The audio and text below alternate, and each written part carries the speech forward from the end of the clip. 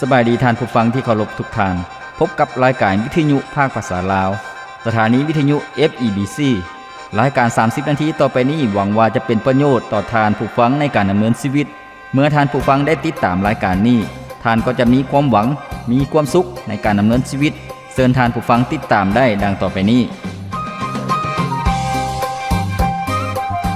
พระคำของพระเจ้าได้กล่าวไว้ว่า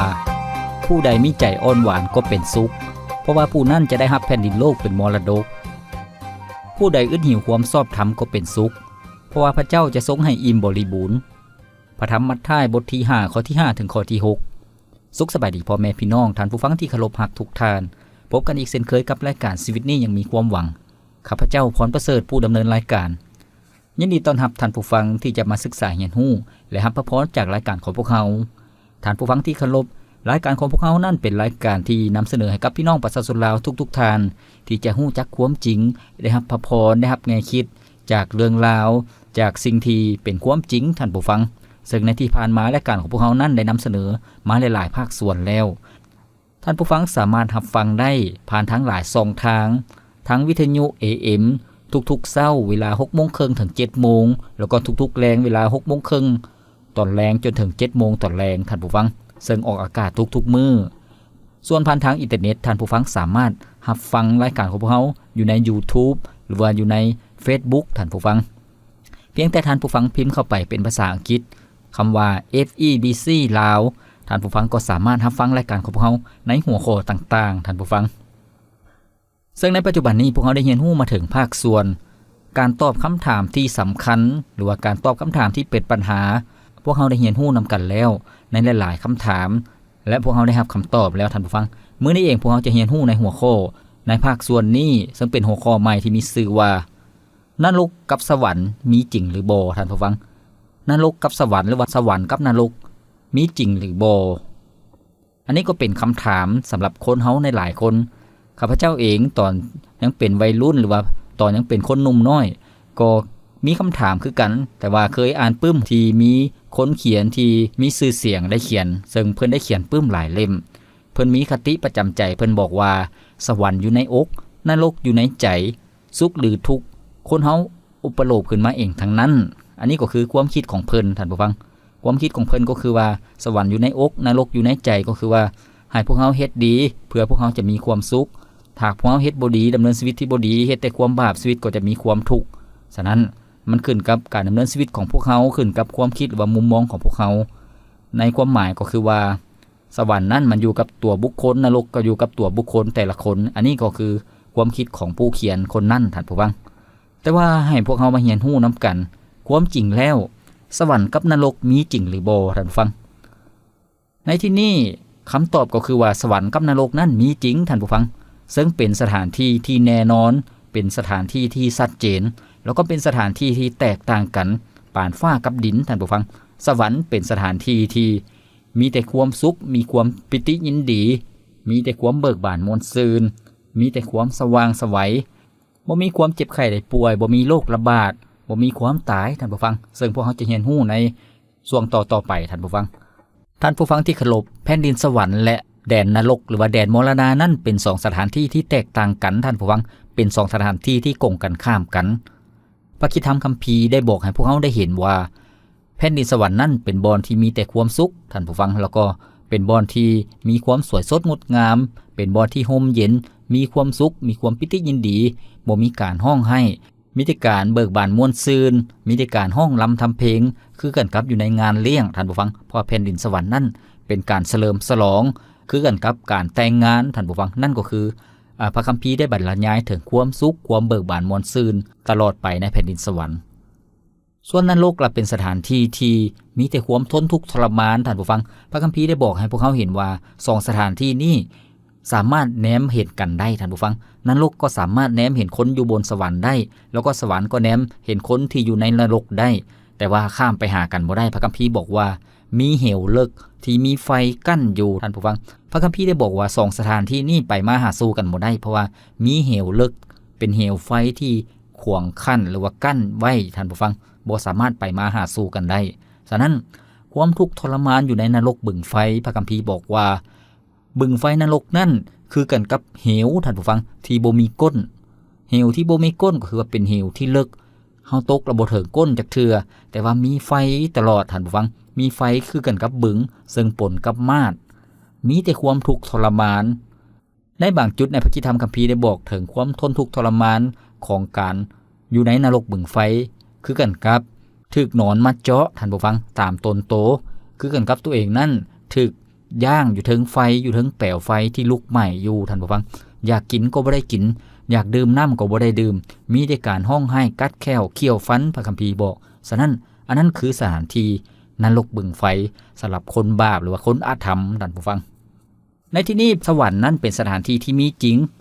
องค์พระเยซูเจ้าพระองค์ก็ทรงสั่งสอนเรื่องสวรรค์เส้นเดียวกันท่านผู้ฟังพระองค์ทรงยั่งยืนว่าสวรรค์นั้นเป็นสถานที่ที่มีจริงสวรรค์นั้นเป็นสถานที่ที่พระองค์ทรงไปจัดเตรียมไว้ท่านผู้ฟัง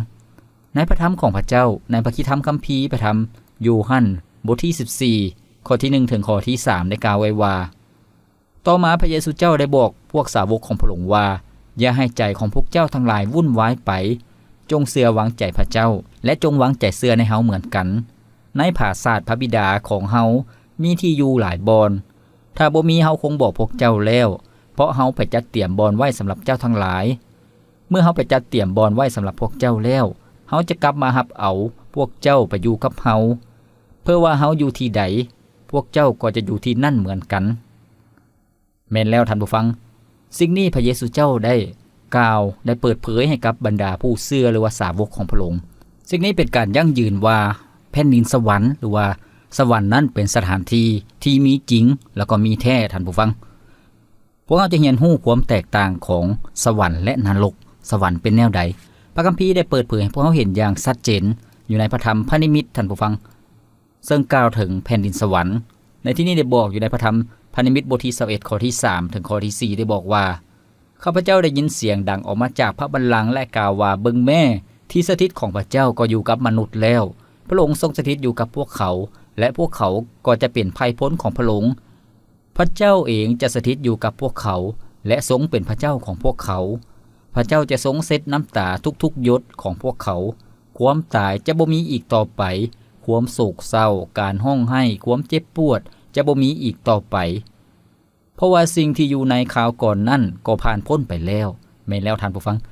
ในที่นี้ได้บรรยายถึงความสุขความปิติยินดีสันติสุขอยู่ในแผ่นดินสวรรค์ท่านผู้ฟังเพราะว่ามนุษย์จะได้อยู่กับพระเจ้าตลอดไปจะเป็นภัยพ้นของพระเจ้าและพระเจ้าจะเป็นพระเจ้าของมนุษย์ตลอดไปพระเจ้าจะทรงปลอบโยนหรือว่าปลอบประโลมใจคนเฮาท่านผู้ฟังก็คือว่าพระเจ้าจะทรงเช็ดน้ำตาของพวกเขาทุกหยดท่านผู้ฟังความตายจะบ่มีอีกต่อไปก็คือว่าในแผ่นดินสวรรค์จะบ่มีความตายบ่มีความโศกเศร้าบ่มีการห้องไห้ความเจ็บไข้ได้ป่วยจะบ่มีอีกโรคระบาดโรคติด8โรคโควิดจะบ่มีอีกต่อไปท่านผู้ฟังพวกเขาจะบ่ได้พากจากกันอีกต่อไปกับคนที่พวกเขาหักท่านผู้ฟังเพราะว่าความตายสิ่งที่บ่ดีนั้นผ่านพ้นไปแล้วในที่นี้ได้เว้าถึงอย่างชัดเจนท่านผู้ฟังเว้าเรื่องแผ่นดินสวรรค์แผ่นดินนั้นเป็นสถานที่ที่งดงามท่านผู้ฟังมีค่าพระคัมภีร์ได้อธิบายอย่างชัดเจนว่าเรื่องเพชรนินจินดาว่าเรื่องของมีค่าต่างๆอยู่ในแผ่นดินสวรรค์เป็นการบรรยายถึงความรุ่งเรืองความยิ่งใหญ่ท่านผู้ฟังในข้อที่23บอกว่านครนั่นบ่ต้องการแสงสว่างของดวงอาทิตย์หรือดวงจันทร์เพราะว่าพระรัศมีของพระเจ้าทรงเป็นแสงสว่างของนครนั่นและพระเมสสาน้อยทรงเป็นโคมไฟของนครนั่นแม่นแล้วท่านผู้ฟังนครนั่นจะบ่มีความมืดมนจะบ่มีความมืดจะบ่มีความโศกเศร้าบ่มีความร้อนบ่มีความทุกข์ต่างๆนครนั่นจะมีแต่ความสุขความปิติยินดีท่านผู้ฟังนี่ก็คือพระคัมภีร์ได้บรรยายถึงแผ่นดินสวรรค์แล้วนรกล่ะจะเป็นแนวใดท่านผู้ฟังแผ่นดินนรกเป็นแนวใดนรกนั่นเป็นสถานที่ที่มีจริงท่านผู้ฟังแล้วก็นรกเป็นแนวใดพระคัมภีร์ได้บอกพวกเขาอยู่ในพระธรรมพระนิมิตบทที่3ข้อที่10บอกว่าส่วนมารให้ผู้ที่หลอกลวงคนเหล่านั้นก็ได้ถูกทิ่มลงในบึงไฟปนกับมาดบอนที่ซัดให้และผู้ประกาศพระธรรมปลอมได้ถูกทิ่มลงไปแล้วนั่นและพวกมันจะถูกทนทุกข์ทรมานทั้งกลางเว้นและกลางคืนอยู่ตลอดนิรันดรนี่ก็คือภาพที่บรรยายท่านผู้ฟังถึงนรกบึงไฟนรกหรือว่านรกอเวจีเป็นบอนที่พระเจ้าจะลงโทษผีมารซัวให้ มารซาตานแล้วก็คนอาธรรมท่านผู้ฟังนั่นก็คือพระเจ้าทรงเป็นพระเจ้าผู้ทรงยุติธรรมเมื่อตอนสิ้นยุคหรือว่าในยุคสุดท้ายองค์พระเยซูเจ้าจะเสด็จมาครั้งที่2มาพิพากษาทุกๆคนท่านผู้ฟังแล้วก็พระเจ้าบ่ได้ปรารถนาให้คนเฮานั่นตกนรกบึงไฟท่านผู้ฟังพระเจ้าบ่ต้องการให้ผู้ใดผู้หนึ่งตกนรกบึงไฟนรกบึงไฟนั้นสำหรับวิญญาณชั่วร้ายแล้วก็ผีมารซาตานพระเจ้าบ่ต้องการให้มนุษย์นั้นตกนรกบึงไฟฉะนั้นพระเจ้าจึงได้จัดเตรียมหนทางที่จะให้มนุษย์นั้นรอดพ้นออกจากนรกบึงไฟท่านผู้ฟังการจัดเตรียมของพระเจ้าก็คือว่าองค์พระเยซูเจ้านั่นเองท่านผู้ฟังผ่านทางองค์พระเยซูเจ้าคำว่าพระเยซูหมายถึงพระผู้ช่วยให้พ้นช่วยมนุษย์นั้นให้รอดพ้นจากความบาปช่วยมนุษย์นั้นให้รอดพ้นจากนรกบึงไฟจากการถูกตัดสินลงโทษอยู่ในนรกบึงไฟตลอดไปท่านผู้ฟังฉะนั้นการที่พวกเขาจะเข้าในแผ่นดินสวรรค์การที่พวกเขาจะรอดพ้นจากนรกบึงไฟนั้น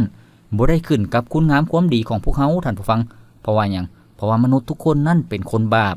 ในพระคำของพระเจ้าบอกว่าเพราะว่ามนุษย์ทุกคนเป็นคนบาปจึงเสื่อมจากพระรัศมีของพระเจ้าเพราะว่าค่าจ้างของความบาปคือความตายท่านผู้ฟังค่าจ้างของความบาปคือความตายบ่เพียงแต่ตายฝ่ายร่างกายเท่านั้นยังตายฝ่ายวิญญาณการตายฝ่ายวิญญาณก็คือว่าต้องถูกทนทุกข์ทรมานอยู่ในนรกบึงไฟตลอดไปนั่นก็คือความตายครั้งที่2ท่านผู้ฟังแต่ของประทานจากพระเจ้านั้นแม่นชีวิตนิรันดรในพระเยซูคริสต์เจ้าท่านผู้ฟังฉะนั้น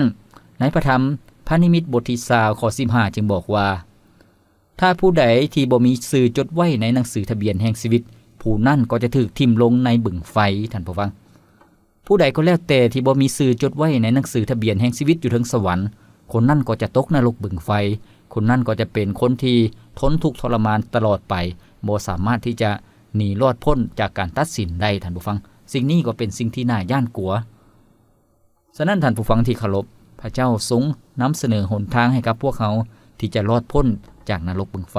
ก็คือเชื่อวางใจในพระเยซูเจ้าท่านผู้ฟังที่เคารพมื้อนี้พวกเราได้เรียนรู้ในหัวข้อที่บอกว่านรกและสวรรค์มีแท้หรือบ่คำตอบก็คือว่านรกกับสวรรค์นั้นมีแท้เป็นสถานที่ที่แน่นอนให้พวกเรามาพักฟังเพลงจากรายการของพวกเราก่อนจัก1เสียงเพลงแล้วพวกเราจะมาเรียนรู้นํกันเกี่ยวกับวิธีการที่พวกเขานั้นจะรอดพ้นจากนรกบึงไฟและพวกเขานั้นจะเข้าในแผ่นดินสวรรค์พวกเขาจะเข้าได้แนวใด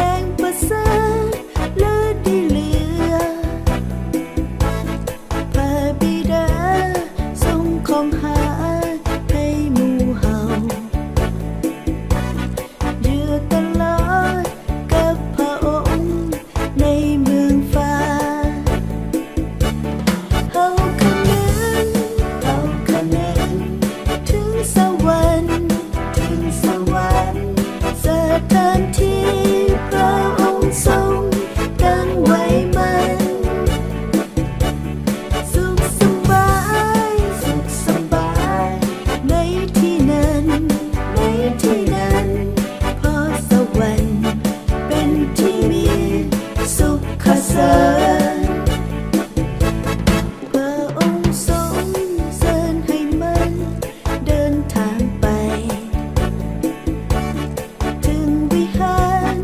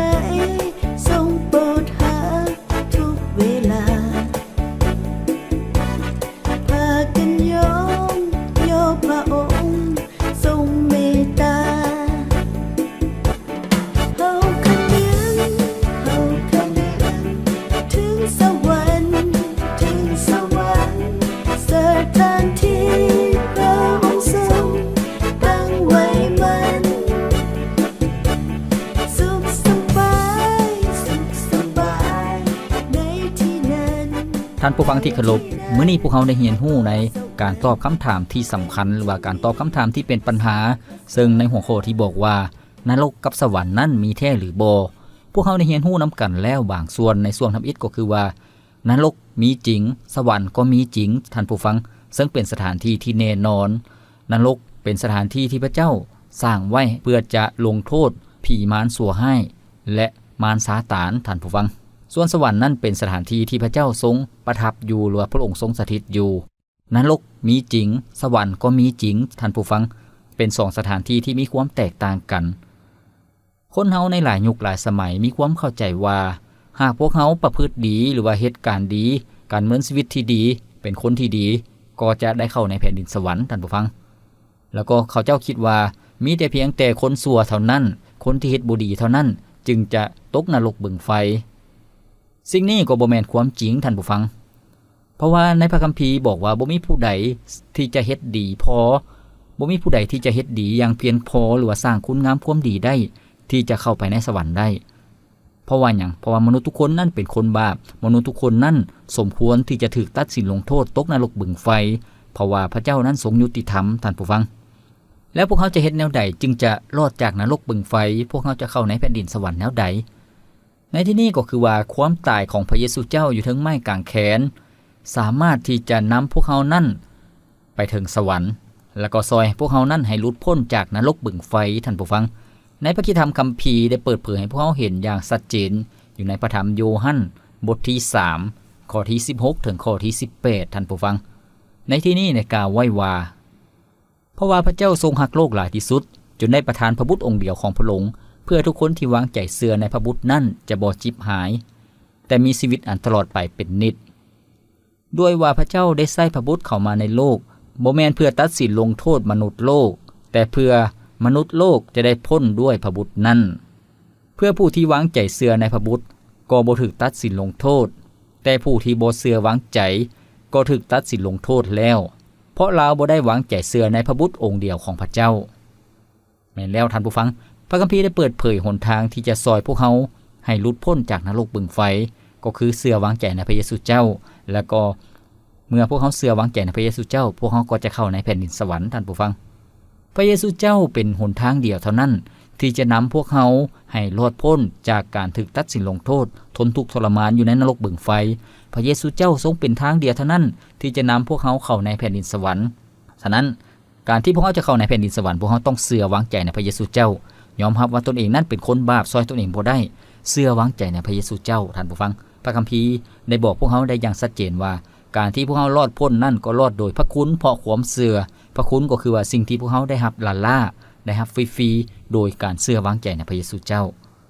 การเชื่อวางใจในพระเยซูเจ้านั้นเป็นสิ่งที่สำคัญที่สุดในชีวิตของพวกเขาเพราะว่าอย่างท่านผู้ฟัง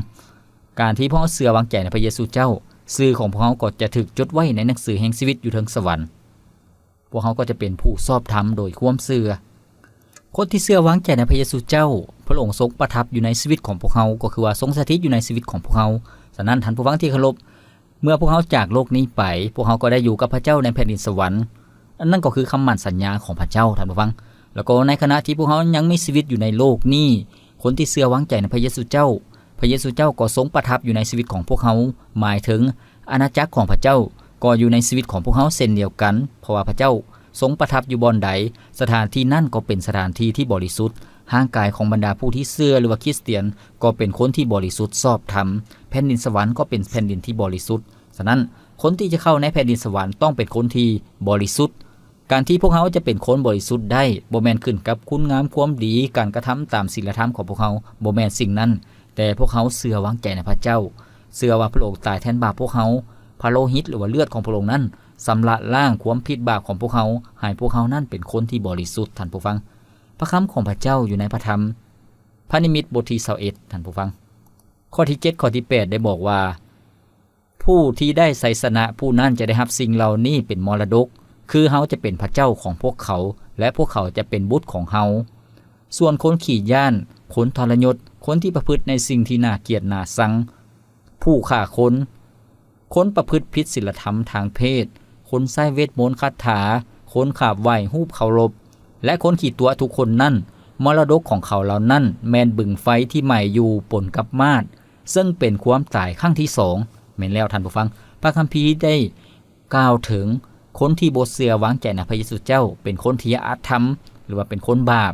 มรดกของเขาเจ้าคือนรกบึงไฟซึ่งเป็นความตายครั้งที่2ท่านผู้ฟังฉะนั้นท่านผู้ฟังที่เคารพนี่ก็คือคำเตือนจากพระคิดธรรมคัมภีร์ได้เปิดเผยให้พวกเขาเห็นว่าการดำเนินชีวิตของเขาในโลกนี้พวกเขามีสิทธิ์เลือกที่จะไปในเส้นทางในจุดหมายปลายทางของพวกเขาท่านผู้ฟังพวกเขาจะไปในเส้นทางที่มีแต่ความสุขความปิติยินดีความสุขตลอดไปคือแผ่นดินสวรรค์หรือว่าพวกเขาจะเลือกไปในเส้นทางที่ความมวลซืนในโลกนี้ความสนุกสนานในโลกนี้แล้วก็จุดหมายปลายทางคือนรกบึงไฟโดยการบ่เชื่อวางใจในพระเยซูเจ้านั่นก็คือสิ่งที่อันตรายแล้วก็เป็นตาย่านท่านผู้ฟังที่เคารพด้วยเหตุนี้บรรดาคริสเตียนหรือว่าผู้เชื่อวางใจในพระเยซูเจ้าจึงประกาศเป็นพยานเรื่องราวเรื่องความพ้นของพระเยซูเจ้าเพราะว่าพระเยซูเจ้านั่นเป็นหนทางเดียวที่จะนำพวกเขาเข้าในแผ่นดินสวรรค์เมื่อพวกเขาเชื่อวางใจในพระเยซูเจ้าพวกเขาก็เป็นคนชอบธรรมเป็นลูกของพระเจ้าชื่อของพวกเขาก็ถูกจดไว้ในหนังสือแห่งชีวิตอยู่เทิงสวรรค์ท่านผู้ฟังในพระธรรมลูกาบทที่10ข้อที่20ซึ่งเป็นเหตุการณ์ที่บรรดาสาวกของพระเยซูเจ้ามีความปิติยินดีเพราะว่าเขาเจ้านั่นได้รับสิทธิอำนาจในการเหตุการณ์อัศจรรย์ต่างๆแต่พระเยซูเจ้ากำลังเน้นหนักให้พวกเขาเจ้าเห็นสิ่งที่สำคัญที่สุดในชีวิตก็คือว่าแต่อย่ายินดีอยู่ในสิ่งเหล่านี้คือเพราะผีมารให้ยอมเชื่อฟังพวกเจ้าแต่จงสมซื่นยินดีเพราะชื่อของพวกเจ้าได้จดไว้ในสวรรค์แม่นแล้วท่านผู้ฟังพระเยซูเจ้ากำลังเน้นนักให้บรรดาผู้เชื่อพระองค์นั้นมีความยินดีเพราะชื่อของพวกเพิ่นถูกจดไว้ในสวรรค์แล้วท่านผู้ฟังบ่แม่นยินดีอยู่ในโลกนี้ที่เขาเจ้านั้นมีความประสบผลสำเร็จว่ามีฤทธิ์เดชแต่ให้ยินดีในชีวิตบ้านปลายชีวิตของเขาเจ้าชื่อของพวกเพิ่นถูกจดไว้ในหนังสือแห่งชีวิตอยู่เทิงสวรรค์เพราะว่าพวกเพิ่นเชื่อวางใจในพระเยซูเจ้าท่านผู้ฟังที่เคารพมื้อนี้พวกเราได้เรียนรู้ความจริงเรื่องสวรรค์และนรกเป็น2สถานที่ที่มีจริงและมีความแตกต่างกันท่านผู้ฟังฉะนั้นพระเจ้าทรงสร้างมนุษย์พระเจ้าทรงประทานอิสระเสรีภาพในการตัดสินใจเลือกให้แก่มนุษย์ทุกคนพระเจ้าบ่ได้บังคับท่านผู้ฟังทางที่มนุษย์จะรอดพ้นออกจากนรกบึงไฟและเข้าในแผ่นดินสวรรค์นั้นมีทางเดียวคือผ่านทางพระเยซูเจ้าท่านผู้ฟังเพราะพระเยซูเจ้านั้นเป็นเจ้าของสวรรค์เป็นพระเจ้าผู้ทรงยิ่งใหญ่การที่พวกเขาจะไปสวรรค์พวกเขาก็ต้องรู้จักเจ้าของสวรรค์ต้องได้รับการยอมรับจากพระเจ้าท่านผู้ฟังเพราะว่าแผ่นดินสวรรค์นั้นเป็นสถานที่ที่บริสุทธิ์ท่านผู้ฟังมีสง่าราศีคนที่จะเข้าในแผ่นดินสวรรค์ต้องเป็นคนที่บริสุทธิ์ชอบธรรมฉะนั้นการที่พวกเขาเชื่อวางใจในพระเยซูเจ้าพวกเขาก็เป็นคนที่บริสุทธิ์ชอบธรรมท่านผู้ฟังเมื่อพวกเขาเชื่อวางใจในพระเยซูเจ้าพวกเขาก็ได้รับพระสัญญาของพระเจ้าที่จะเข้าในแผ่นดินสวรรค์พระสัญญาของพระองค์ก็เป็นจริงสำหรับชีวิตของพวกเขาชีวิตของพวกเขาก็ดำเนินชีวิตอย่างมีพลังอย่างมีความหวังท่านผู้ฟังชีวิตของพวกเขานั้นก็เป็นชีวิตที่มีความปลอดภัยจากนรกท่านผู้ฟังพวกเขาบ่ได้ตกนรกบึงไฟอีกต่อไปขอบคุณพระเจ้าที่พระเจ้าทรงจัดเตรียมบอนอยู่อันถาวรให้กับพวกเขาเป็นบอนอยู่ที่พวกเขานั้นจะมีความปิติยินดีตลอดไปท่านผู้ฟังฉะนั้นท่านผู้ฟังที่เคารพเมื่อท่านผู้ฟังได้ยินข่าวประเสริฐของพระเยซูเจ้านั่นก็คือเป็นการที่พระเจ้ากำลังทรงเอิ้นท่านผู้ฟังว่าลูกเอ้ยกลับมาบ้านของเฮาเถิดเพราะว่าพระเจ้านั้นทรงเป็นพระผู้สร้างชีวิตของพวกเขาเป็นเจ้าของชีวิตของพวกเขาชีวิตของมนุษย์จิตวิญญาณของมนุษย์ทุกคนนั่นปรารถนาหรือว่ามีความต้องการอย่างแท้จริงที่จะกลับไปบ้านเฮือนอันแท้จริงอันถาวรที่บ่หวั่นไหวที่บ่สูญไปท่านผู้ฟังนั่นก็คือแผ่นดินสวรรค์ฉะนั้นท่านผู้ฟังที่เคารพข้าพเจ้าหวังอย่างยิ่งว่าท่านผู้ฟังจะเปิดใจรับเชื่อวางใจในพระเยซูเจ้าเพียงแต่ท่านผู้ฟังยอมรับว่าตัวเองนั้นเป็นคนบาปต้อนรับพระเยซูเจ้าเป็นพระเจ้าพระผู้ช่วยแห่งพ้นในชีวิตของท่านผู้ฟังแล้วก็ชีวิตของท่านผู้ฟังนั้นก็เป็นชีวิตใหม่และได้รับความรอดพ้นท่านผู้ฟังที่เคารพรายการของพวกเราดำเนินมาฮอดนี้ก็สิ้นสุดเพียงเท่านี้ข้าพเจ้าพรประเสริฐผู้ดำเนินรายการขอกล่าวคำว่าขอพระเจ้าอวยพรท่านผู้ฟังทุกท่านพบกันใหม่ในโอกาสหน้าสบายดีถ้าหากชีวิตคนเฮาที่เป็นไปจะทำสิ่งใดได้ดังที่ใจเฮาต้องการสิ่งที่ใฝ่ฝันที่ทุกคนต้องการนั่นคือการไปสวรรค์ด้วยกันทุกคน แต่กับชีวิตความจริงที่เป็นอยู่ มนุษย์บ่ฮู้ว่าตนบาปหลายเท่าใด แต่พระเจ้าฮู้พระองค์ทรงเมตตาช่วยนำพาพระเยซูมาไถ่บาปเฮา และในวันนี้ทุกคนจึงมีสิทธิ์ขึ้นสวรรค์ สิ่งที่ใฝ่ฝันได้กลายเป็นจริง เพียงเฮายอมรับให้พระเยซูเป็นพระผู้ไถ่และจงไว้ใจพระองค์คือผู้นำทางเพียงอยากให้หูความจริงที่มีว่า พระองค์นั้นนาทรงหักพวกเฮาทุกคน อยากให้เฮาหูให้เฮาได้เข้าใจว่าบ่มีสิ่งใดที่จะเปรียบปานถ้ามีปัญหาและเรื่องใดที่เฮากังวล ให้อธิษฐานและไหว้วอนให้เฮาทูลขอจากพระองค์ผู้เป็นพระเจ้า และจงมั่นใจเชื่อในพระสัญญา